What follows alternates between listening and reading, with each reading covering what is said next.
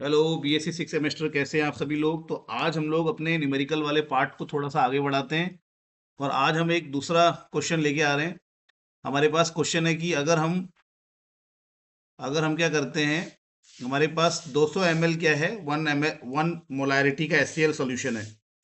मतलब हमारे पास एक सॉल्यूशन है 200 ml का और HCl का है जिसकी मोलारिटी कितनी है, 1 है। और दूसरा सॉल्यूशन है 300 ml का जिसकी मोलारिटी कितनी है, 2 है।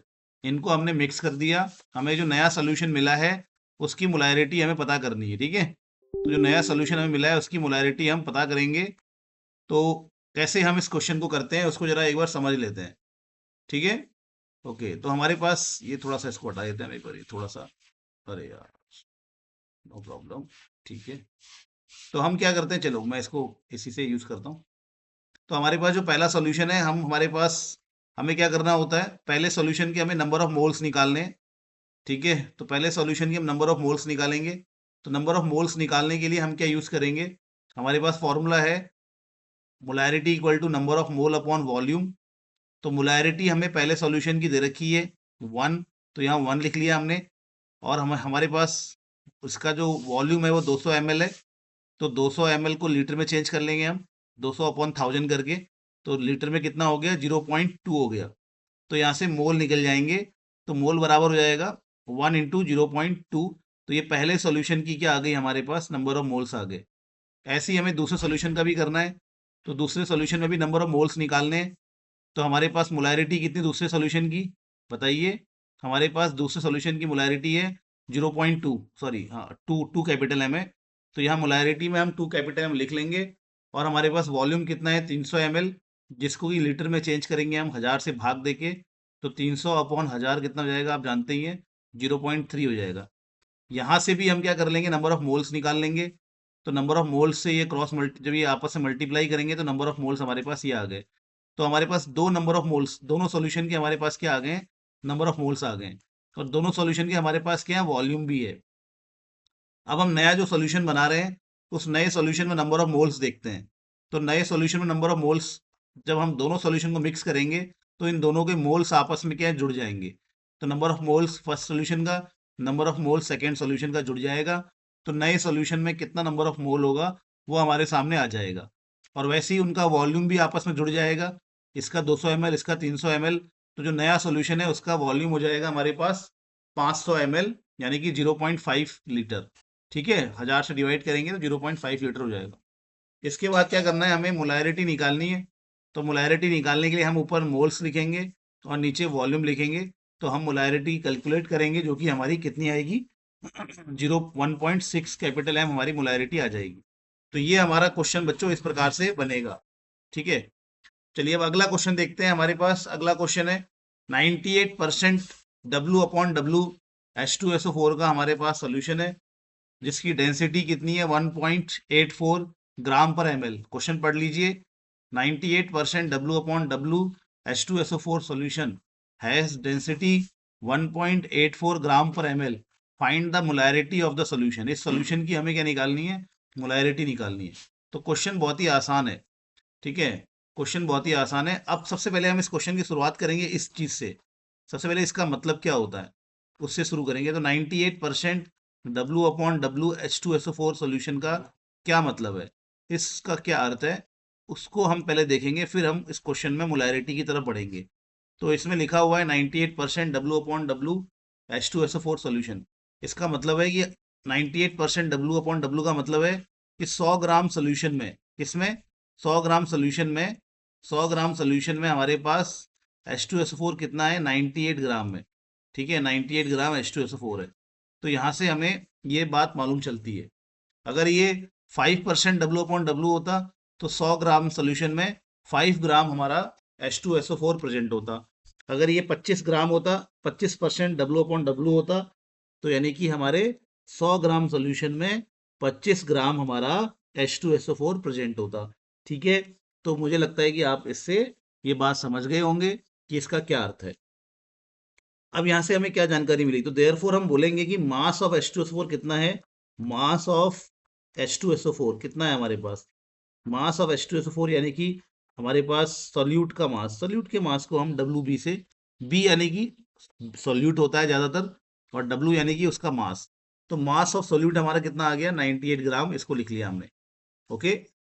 अब अब हम क्या करेंगे, हमें निकालना है बच्चों मोलैरिटी, ठीक है। क्या निकालनी है हमको, मोलैरिटी में यहाँ पे लिख लेता हूँ एक बार।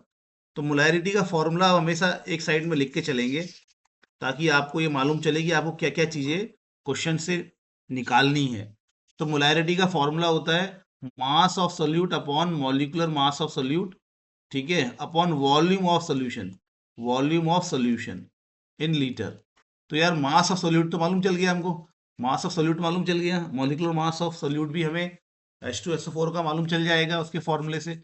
अब हमारे पास क्या हमें निकालना है, वॉल्यूम ऑफ सोल्यूशन हमको निकालना है, ठीक है। तो वॉल्यूम ऑफ सोल्यूशन कैसे निकालेंगे, तो वॉल्यूम ऑफ सोल्यूशन निकालने के लिए बच्चों क्या चाहिए, वॉल्यूम ऑफ सोल्यूशन निकालने के लिए आप जानते हैं कि डेंसिटी बराबर होता है मास अपॉन वॉल्यूम। तो वॉल्यूम बराबर होगा मास अपॉन डेंसिटी, ठीक है। तो आपको सोल्यूशन का वॉल्यूम निकालने के लिए क्या चाहिए होगा, सोल्यूशन का अगर आपको वॉल्यूम निकालना है तो आपको क्या चाहिए होगा बताइए। सोल्यूशन का अगर आपको वॉल्यूम निकालना है, तो इसको थोड़ा सा इरेज कर लेते हैं, ठीक है। सोल्यूशन का अगर आपको वॉल्यूम निकालना है तो उसके लिए आपको चाहिए होगी, उसके लिए चाहिए होगा उसका मास। और सॉल्यूशन का मास यहाँ पे क्या दिया है, 100 ग्राम।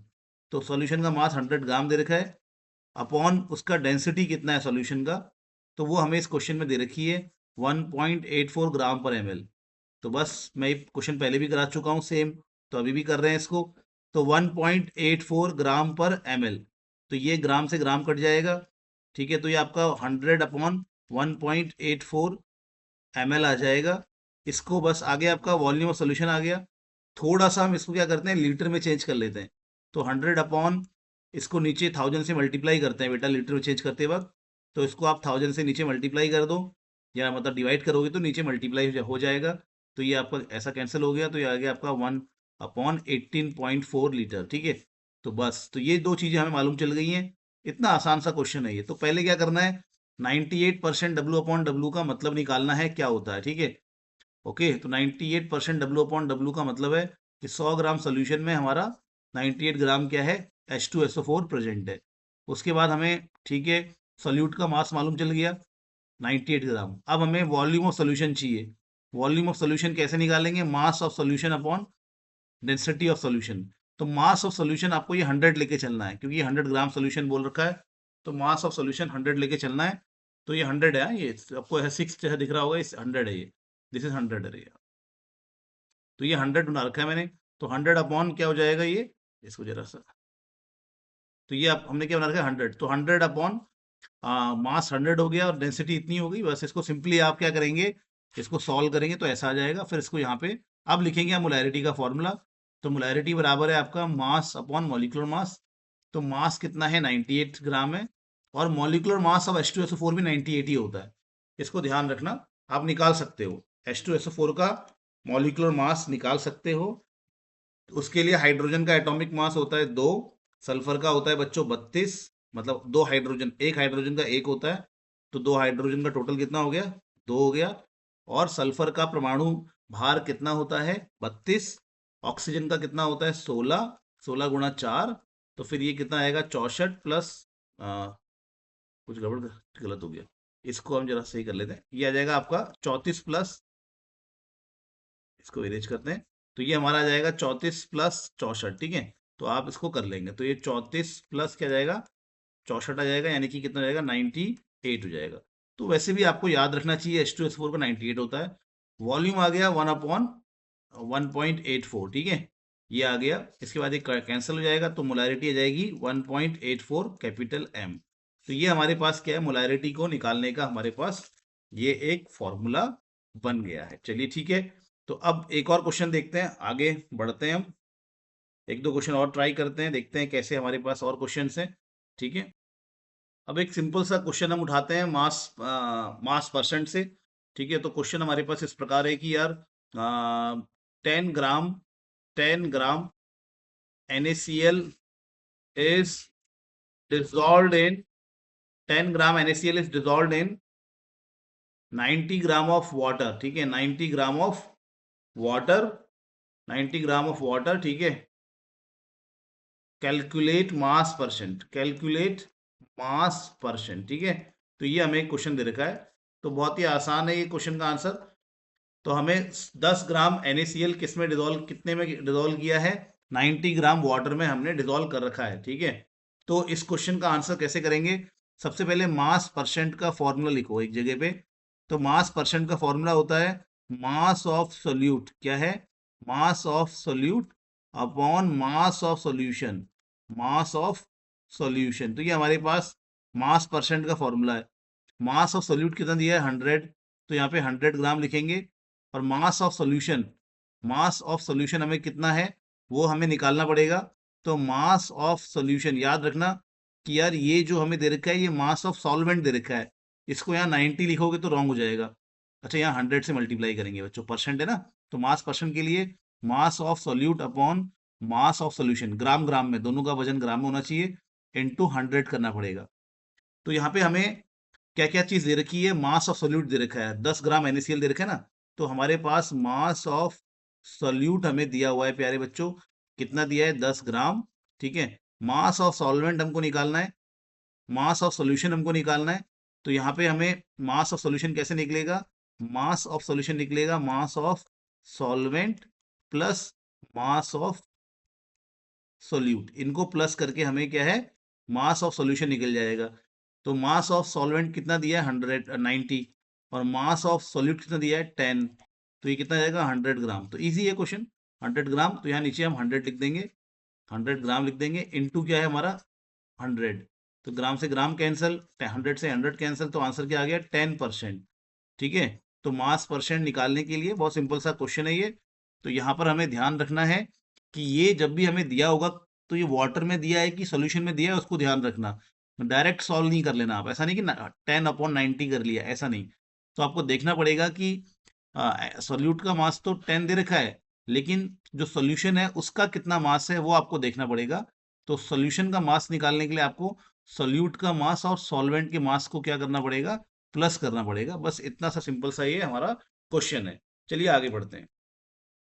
अब अगला क्वेश्चन हम ले रहे हैं, हमारा ये क्वेश्चन है मोल फ्रैक्शन से, ठीक है, कि हमें मोल फ्रैक्शन निकालना है। ओके, तो मोल फ्रैक्शन अगर हमें निकालना है, हम कैसे निकालेंगे, सबसे पहले हम कहीं पे मोल फ्रैक्शन का फॉर्मूला लिख लेते हैं कि चलिए हमें मोल फ्रैक्शन निकालना है। तो मोल फ्रैक्शन निकालने के लिए पहले क्वेश्चन, चलो एक बार क्वेश्चन देख लेते हैं। क्वेश्चन में लिखा है कि यार हमारे पास क्या है, 18 ग्राम हमारे पास ग्लूकोज है, ठीक है, 18 ग्राम ग्लूकोज है जिसको कि 180 ग्राम पानी में हमें घोल रखा है। तो मोल फ्रैक्शन निकालना है। तो इसमें दो चीजें हैं हमारे पास, ग्लूकोज और पानी। तो मान लेते हैं कि हम ग्लूकोज का मोल फ्रैक्शन निकालना चाह रहे हैं। तो मोल फ्रैक्शन निकालने के लिए number of mole of glucose हमें ऊपर लिखना पड़ेगा, और नीचे लिखना पड़ेगा टोटल नंबर ऑफ मोल, जिसमें कि ग्लूकोज के मोल और वाटर के मोल आ जाएंगे, ठीक है। तो क्या है मोल फ्रैक्शन का फॉर्मूला, जिस कंपोनेंट का हमें मोल फ्रैक्शन निकालना होता है उस कंपोनेंट्स के मोल ऊपर लिखते हैं और टोटल नंबर ऑफ मोल हम नीचे लिखते हैं। तो हमें अब यहाँ पे ग्लूकोज के मोल निकालने हैं और फिर हमें टोटल नंबर ऑफ मोल निकालने हैं ग्लूकोज के और वाटर के, ठीक है। तब जाके हम मोल फ्रैक्शन ग्लूकोज का निकाल पाएंगे। अब नंबर ऑफ मोल्स कैसे निकालते हैं, चलते हैं क्वेश्चन में। तो सबसे पहले जो दिया है उसको नोट कर लेंगे। हमें मास ऑफ ग्लूकोज दे रखा है, मास ऑफ ग्लूकोज हमें दिया हुआ है कितना, 18 ग्राम, बहुत ही ईजी है, ओके। और मॉलिक्यूलर मास ऑफ ग्लूकोज हमको दे रखा है बच्चों, कितना दे रखा है, वो है 180 ग्राम पर मोल, ठीक है। तो ये हमें इसका मॉलिक्यूलर मास दिया है। अब हम नंबर ऑफ मोल बस निकाल लेंगे आराम से। नंबर ऑफ मोल निकालने का फॉर्मूला तो आपको मालूम ही है, number of mole of glucose. कैसे निकालेंगे, इसको मैं थोड़ा ऐसे लिख लेता हूँ। Number of mole of glucose बराबर होगा ग्लूकोज के मोलों की संख्या कितनी है, 18। मोल्स का फॉर्मूला क्या होता है, मोल्स का फॉर्मूला होता है मास अपॉन मॉलिक्यूलर मास। फिर से बोलो, मोल्स का फॉर्मूला होता है मास अपॉन मॉलिक्यूलर मास। तो ग्लूकोज का मास दे रखा है हमें 18 और इसका मॉलिक्यूलर मास दिया है 180, ठीक है। तो ये कट जाएगा आपका, तो ये आ जाएगा 1/10 यानी कि 0.1। तो ग्लूकोज के मोल्स कितने आ गए, 0.1 आ गए। तब ऐसे ही क्या करेंगे हम, ऐसे ही हम वाटर के मोल्स निकालते हैं। चलिए मैं दूसरे पेन से इसको निकालता हूँ।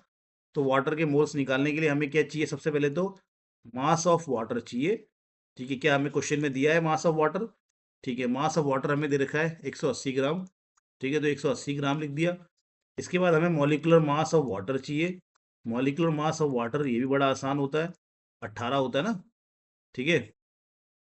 तो पानी का मॉलिक्यूलर मास कितना होता है, H2O का अगर हम मॉलिक्यूलर मास निकालेंगे तो आप जानते हैं 2H का होता है, 1H का 1 होता है, 2H का 2 हो गया, और ऑक्सीजन का 16 होता है, तो ये 18 आ गया। ठीक है, तो ये हमारा वाटर का क्या आ गया, मॉलिक्यूलर मास आ गया। अब इसके हमें मोल्स निकालने हैं, तो मोल्स निकालने के लिए क्या फॉर्मूला लगाएंगे हम, number of moles of water. तो वाटर के नंबर ऑफ मोल्स कैसे निकालेंगे, इसको हम NH2O लिख लेते हैं, या N वाटर जो भी लिखना है।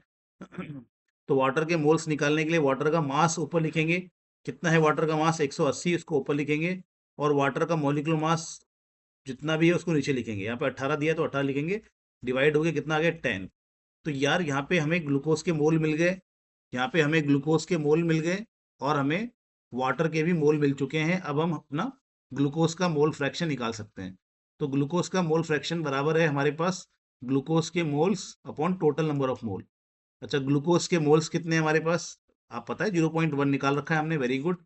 और टोटल नंबर ऑफ मोल मोल निकालने के लिए ग्लूकोज के मोल प्लस वाटर के मोल, 10 है वाटर के मोल, तो ये जाएगा 0.1 अपॉन 10.1। ठीक है, या हम इसको अगर सॉल्व करेंगे कितना आएगा, 1/101। ठीक है, इसको ठीक है, तो ये हमारे पास आ जाएगा। तो ये हमारे पास क्या है, तो ये हमारे पास क्या आ जाएगा, ये हमारे पास इनका मोल फ्रैक्शन आएगा, किसका, ग्लूकोज का हमारे पास मोल फ्रैक्शन आ जाएगा। इसको डिवाइड कर लेंगे हम, तो ये ऑलमोस्ट हमारा कितना आएगा, ये अगर हम इसको डिवाइड करेंगे तो ये आएगा हमारे पास, इसको हम निकाल सकते हैं, डिवाइड कर लेते हैं एक बार। ठीक है, ये आएगा हमारे पास, इसको हम एक बार सॉल्व कर ले, 1/101, एकदम एग्जैक्ट वैल्यू आएगी 0.009।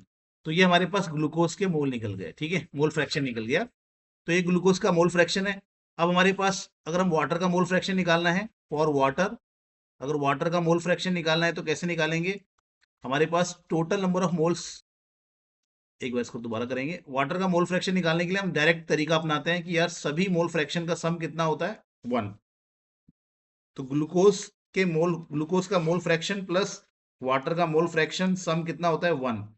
तो ग्लूकोज का मोल फ्रैक्शन है 0.09, प्लस वाटर का मोल फ्रैक्शन निकालना है तो उसको हम निकाल लेंगे।